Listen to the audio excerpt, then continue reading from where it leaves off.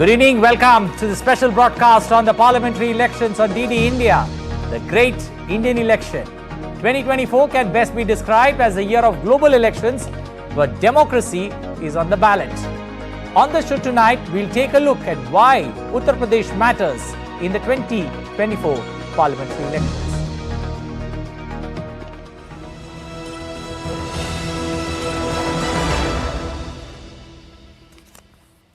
Well, there are parliamentarian constituencies, there are assembly constituencies, and in Uttar Pradesh, there are family constituencies as well. Did you know that 9 out of the 14 prime ministers have been elected from the state of Uttar Pradesh? Our first report tells you why Uttar Pradesh is the country's most politically significant state.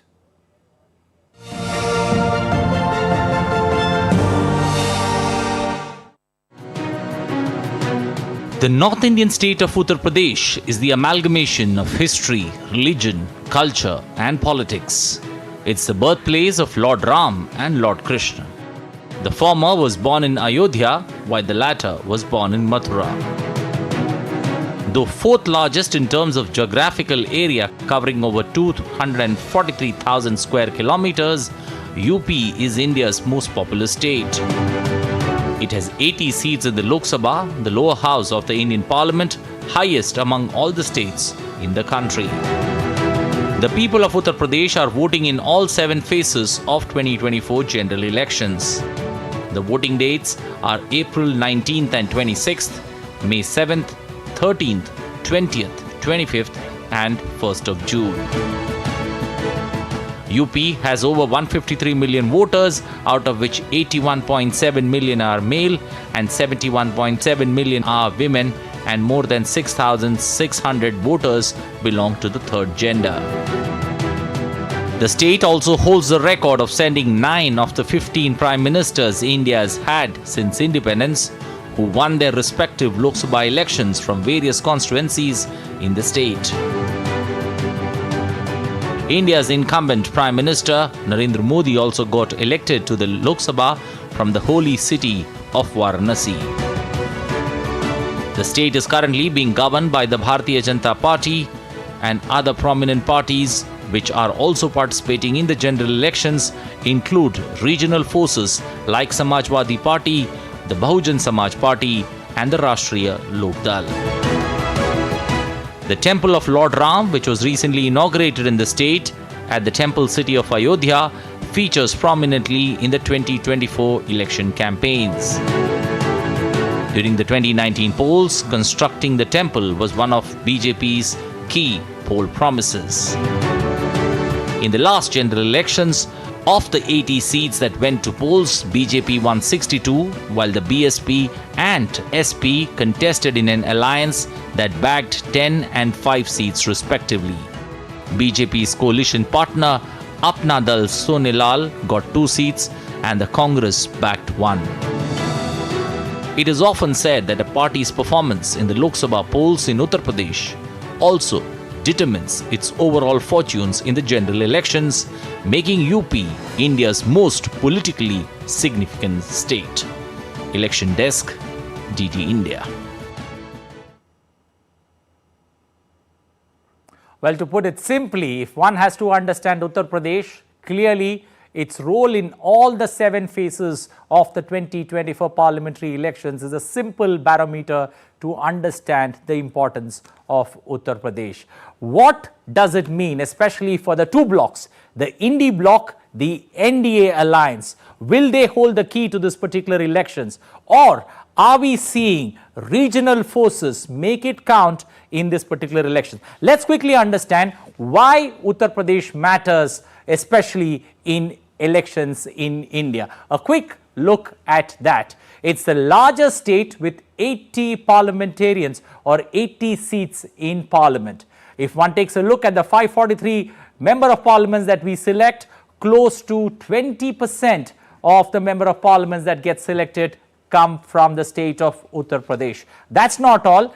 9 out of the 14 prime ministers that India has got have been elected from this particular state. And the big 2024 game changer, Prime Minister Narendra Modi began his election campaign from Meerut. We are going to take a look at why Meerut is significant and the importance of Prime Minister choosing Meerut as the constituency to begin his election campaign. A quick look at the 7 phases and how Uttar Pradesh will vote from April 19 to twice in April, 4 times in May and 1 in June. That's how the 7 phases are divided. 8 seats in the first and second phase, 10 in the third, 13th in the fourth. You've got 14 seats in 5 and 6 and 13 seats once again in the 7th phase, where UP will be there, or UP will have a significant role along with West Bengal and Bihar to play in this particular elections. It doesn't stop there. Uttar Pradesh also has a bigger role to play when one clearly looks at how this particular elections, the way it would have in terms of key constituencies and key players. A look at the alliances that are there in Uttar Pradesh. Remember the NDA alliance that's got the BJP, the Apna Dal, the RLD from the Mahagathbandhan has moved out. RLD is a part of NDA. What bigger role will RLD have in Western UP? That's worth looking out for. The Nishad party and the SBSP, the Rajbhar party, that's the alliance, the NDA alliance that comes together. That looks pretty formidable, at least as the election pitch gets stronger. Also take a look at the India alliance, that's the INDI alliance. It's got the Samajwadi party, the Congress, the All India Trinamool Congress was a part of it, but has suddenly decided to back out. So it's a combination of two parties that you would see, the Samajwadi party and the Congress fighting it out. The India alliance taking on the NDA alliance. Also, there are other regional forces that are in play. The big one that we are talking about, the BSP led by Mayawati going solo in this particular elections. Remember, in 2019, she had the combine of RLD and the Samajwadi party. She managed to win 10 seats. What can she do this time around? Also, CPI going solo, AIMIM going with Apna Dal, the other faction of Apna Dal. Will they have a big role to play? Will they be counted in this particular elections? That's interesting to watch out for. Also, 2014 results, 71 seats for BJP, Congress bagging 2, SP 5, BSP not able to open its account, Apna Dal sticking to 2. 2019, things change a bit. This is the NDA combination that we are looking at. How has the NDA distributed those 80 seats in this parliamentary elections? 75 going to the BJP, RLD picking up 2, Apna Dal S picking up 2. Remember, they have retained those 2 seats in 2014 and 2019. The SBSP getting that 1 lone seat there. That's the 80 seat distribution that the NDA has done. Let's also take a look at the India Alliance on how they have distributed their seats.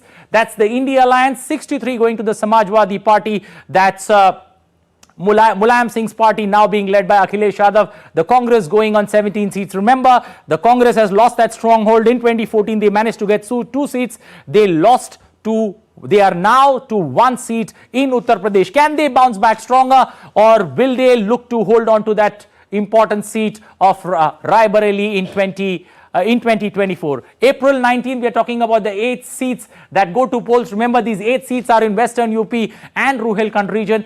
Interestingly, this particular combine, or this particular region, had RLD as a part of Mahagathbandhan in 2019. RLD is moved to the BJP. Will that be a game changer, especially in Western UP?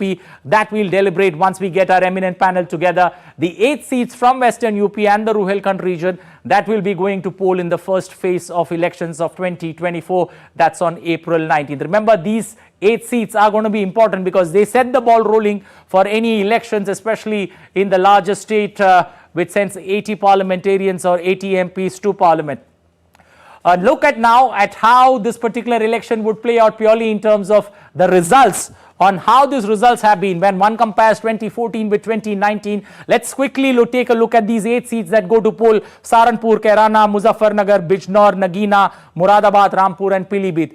Look at the 2014 record. It's all 8 seats going for BJP. 2019, there was a change in track. Remember, we spoke about the Mahagathbandhan. BSP managed to pick 3 seats here. BJP managed to win 3. Samajwadi pocketed 2 seats of Muradabad and Rampur. That's how things changed in 2019. And there was, remember, that Mahagathbandhan that we spoke about. Now, let's also take a look at how this particular elections, especially when it comes to candidates from those 8 seats that go to poll. Saharanpur, Raghav Lakhanpal from the BJP, you've got Imran Masood from the Congress and Majid Ali. An interesting contest. Will BSP have a game to play? Will BSP have a role to play in this particular seat? Central Union Minister Sanjeev Kumar Bali and former minister there Harendra Mal, and also Dara Singh Prajapati from the BSP. Remember, the Muzaffarnagar seat is instrumental on getting the mood of how UP will vote.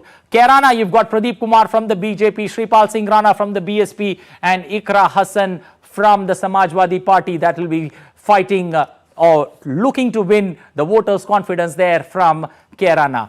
Shifting to the next seat, that's Bijnor. You've got Chandan Chauhan from the RLD. Remember that India Alliance has got Samajwadi picking up 63 seats. So, Jayan Chaudhary from the RLD has this particular seat of Bijnor, and Chandan Chauhan will be the candidate. You've got Chaudhary Vijendra Singh from the BSP and Yashveer Singh from the Samajwadi Party. This is a crucial seat for the RLD to show, especially after all that we've seen in 2019 to 24, has RLD managed to hold on to its bastion. Rampur, another interesting seat, another interesting, battle one would see. When you look at these 8 seats that that go to poll in the first phase, there are close to 155 nominations, that have been accepted. And the interesting part about these numbers, Jitin Prasad, the UP cabinet minister there, testing himself from Pilibhit. And remember, this was the seat, which is considered to be, once upon a time, an interesting seat, an interesting battle that UP would see. Also, that last seat of Nagina, that's got Chandrasekhar Azad from the ASP, he's going to be in the political battle.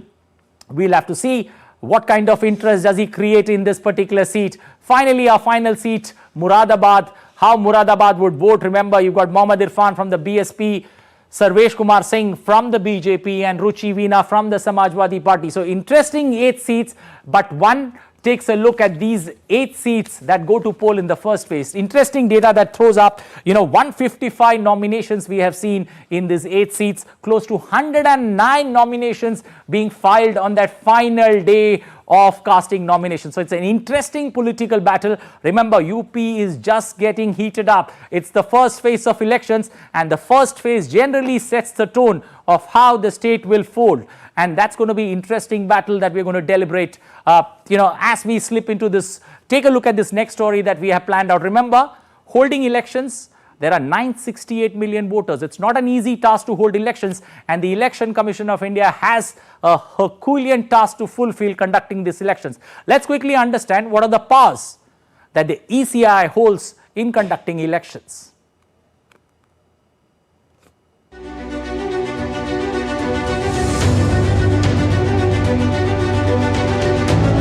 After India became independent in 1947, the founding fathers of the Indian Republic envisaged a representative parliamentary democracy based on the universal adult franchise.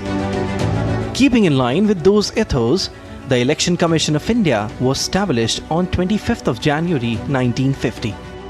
The ECI is an autonomous constitutional body responsible for conducting and regulating polls. Its powers are broadly divided into 3 categories: administrative, advisory, and judicial. The administrative powers include registration of eligible voters, preparation of poll schedule depending on the availability of resources both in terms of execution and security needs, scrutinize nomination papers of candidates. The poll body's most important task is to ensure the fairness of the electoral process and prevent incidents of rigging, booth capturing, and violence. Coming to advisory powers, the ECI can recommend the President and the state governors to disqualify sitting members of Parliament and members of legislative assemblies respectively if they are found guilty of indulging in corrupt practices during polls. As for the judicial powers, the Election Commission cannot review any poll result on its own. This can only be done through an election petition which can be filed before the High Court. But the ECI can settle disputes related to recognition of political parties. Apart from ensuring free and fair elections, the poll body has also been organizing various awareness campaigns to increase voter turnout. Bureau Report, DD India.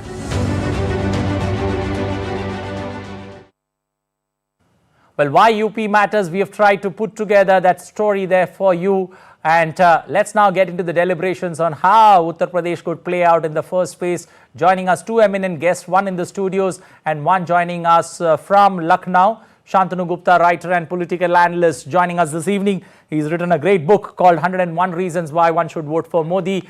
And also Professor Sushil Pandey, political analyst, joining us from Lucknow this evening to take us through these deliberations on why, or the battle for Uttar Pradesh. How does it heat up? Does the regional parties have a role to play? Is it going to be a fight between the Indy bloc or the India alliance taking on the BJP alliance, that's the NDA alliance, in this battle for glory, on the battle to win the voters' minds and votes in 2024? Let me first begin with our expert, Shantanu Gupta. Shantanu, the opposition's grand plans, especially to create a robust alliance, do you somewhere feel as we get into the election battle, it's boomeranged, with the NDA now looking in red hot form with the alliance that we put together? I think exactly 2 months back, it was all talk about India Alliance, and the name was also a very tricky name. It sounds like India. And as Rahul Gandhi started his yatra, I think one by one the partners started dropping, like Nitish Kumar, then Mamata Banerjee, and now we're talking about Uttar Pradesh, the very important in Western UP, the first phase, the RLD that dropped out, right? So last time in UP, the vote percentage was more than 50% for BJP plus Apna Dal, and SP, BSP together, and RLD they were only 39% vote. And with RLD coming, Rajbhar coming, Nishad coming, now I think NDA is far more formidable in Uttar Pradesh and many other states. So I think this first 8 seats should be cakewalk. Someone may argue that BJP only won 3 seats. Why it's a cakewalk? Because the alliance is very different. Now BSP is not around. And we should compare, Anil, with 2014 figures where BJP won all these 8 seats. True. And you just shown on your screen. So I think this should be cakewalk. These seats, 8 seats should be cakewalk for BJP. Well, 8 seats could be a cakewalk. Let's get a voice from Lucknow there. Joining us this evening is our expert, Professor Sushil Pandey. Professor Pandey, double engine development that Modi, Yogi combined brings together. Is that the template that the BJP is going to go piping this particular election? Yes, Anilji, first phase is very important for BJP because BJP set a target of all 80 seats in UP. And UP is very important for this election. And because Western UP is very important not only for BJP, also for INDIA alliance. 3 groups are very dominant in Western Uttar Pradesh. Muslims, because maximum Muslim population in these 8 constituencies. And the second one is Dalit voters. And third one is Jat voters. So these voters will play a very important role in this election. And I think when we will compare with last election, now BJP is in very comfort position because due to alliance of BJP with RLD and many other factors are also very deciding, like Ram Janmabhoomi, law and order in especially in Uttar Pradesh. So I think BJP and alliance is more comfortable in this election. Mr. Gupta, Prime Minister beginning his election campaign, especially from Meerut, what's the political message that it conveys to Uttar Pradesh and India at large? And Anil, if you might have heard Prime Minister during that rally, he said in 2014 and 19 also I started my rally or started my campaign with Meerut, and he pointed out that Meerut was the city from where in 1857, as far as 1857, the first freedom revolution, freedom struggle of India started. We all remember the Mangal Pandey story, right? So he always goes, and this time the candidate is also very important. Arun Govil, though he comes from the Agarwal community, he is from Meerut, so he's not an outsider that way, but he represents Ram. For everyone, whenever you think Ram in your mind, right, he comes to your mind, right? His image is so much in our mind. So I think Prime Minister also this time again, because Arun Govil's constituency, he represents Ram and Ram Temple movement is like a 500-year-old movement, and that also credit goes to Prime Minister Modi. I think that's also become significant from 1857's freedom revolution to Ram Mandir movement. They all get culminated in Meerut, I think. Okay. Professor And also, Meerut is also the Nagari of Hastinapur, right? True. So the Mahabharata, Ramayana and 1857 all culminates there, exactly. I was going to bring that Mahabharata angle into it. Professor Pandey, when one takes a look at the third front that's been created, the AIMIM and the Apna Dal K, with that PDM Nyay Morcha that has been created, will they play spoil sport to the India alliance that focuses on PDA? Anilji, I think they will not play a very important role, but they are a very, I think they will play a dangerous role for India alliance, especially for Samajwadi Party, because this combination will play important role, especially in Western Uttar Pradesh, where Muslim voters are in very deciding role. Okay. Well, quickly, let's also get Mr. Gupta, when one takes a look at this particular election and the way it's going, how does one take a look at Western UP and Ruhelkhand? You made a mention it's going to be a cakewalk, but going to the polls, we've seen almost 109 candidates file their nominations on the last phase. There will be a lot of jitters. Exactly. But how do you see this particular elections? Is the script very similar to 2014, or do you see a 2019 twist here with the indie bloc? See, it should go back to 2014, because now the essential vote of BSP is not around with the Indie bloc, right? Instead, it will be against them, right? Because they have a common voter. Also, RLD moving out. And RLD moving out. Though RLD has a small vote statewide, but in those seats, they are very formidable, right? People relate, and now ex-Prime Minister Chaudhary Charan Singh getting Bharat, that feeling is also around, right? So I think that makes it easy. Last time, you're right, 2019, BJP won only 3 seats, being, I think... 3-3-2 was the combination. 3-3-2. 5 seats for the Mahagadbandhan. 5 seats for the Mahagadbandhan, but BJP lost some seat with very small margin. Let's say if you remember Saharanpur, right, where Raghav Lakampan is contesting again, they lost by 22,000 votes. And for a Lok Sabha election, 22,000 is a very, very small margin. It's just the 15 to 20 booths, right? And with RLD coming and BSP not with India Alliance, right, the equation will be almost 50% vote share to 35% vote share. So that's why I'm saying it will be a cakewalk. And now RLD was not with BJP in 2014. Then only they won all the 8 seats. With RLD being there, and you rightly said in Western UP seat, they play an important role in every seat. Not only the 2 seats they are contesting, but also the other seat where they're supporting BJP. So that's why I'm calling it a cakewalk. Okay. Professor Pandey, do you hold the same view? It's going to be a cakewalk, especially when it comes to Western UP.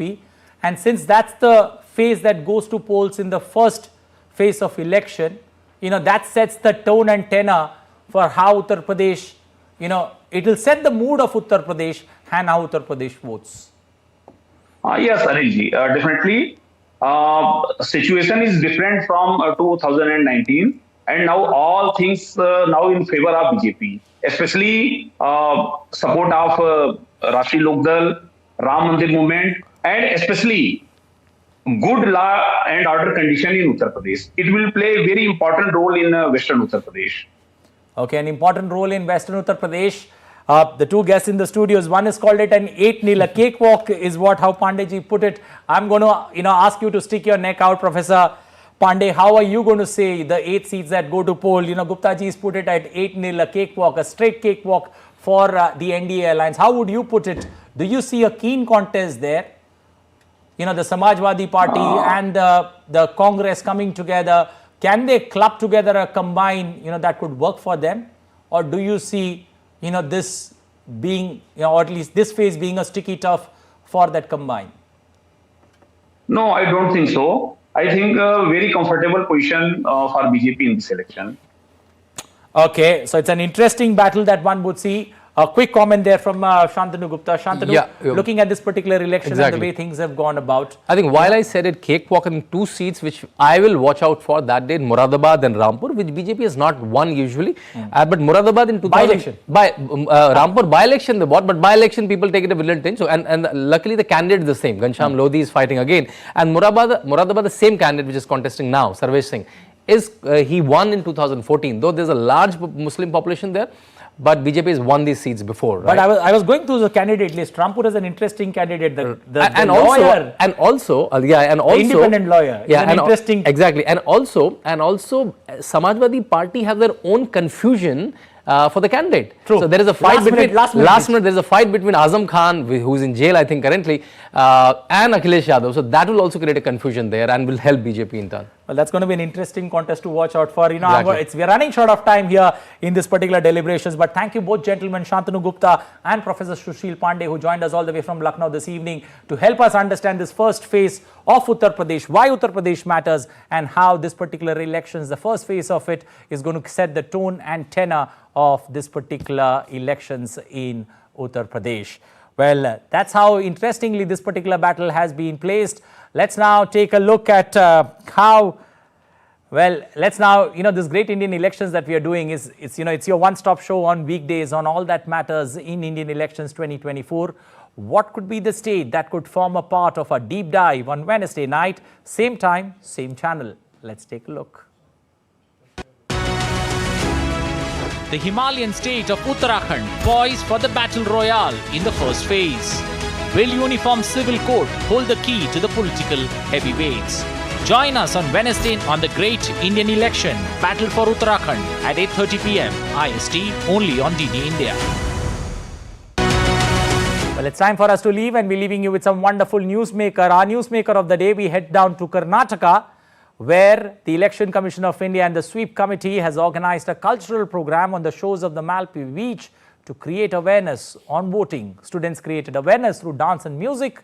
Remember, voting is not an option, but a duty. Good night, stay safe, and bye for now.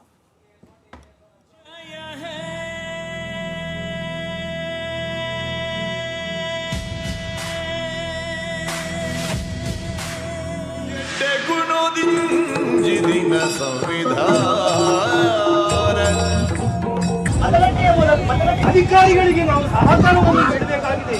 ಅಭಿಮಾನ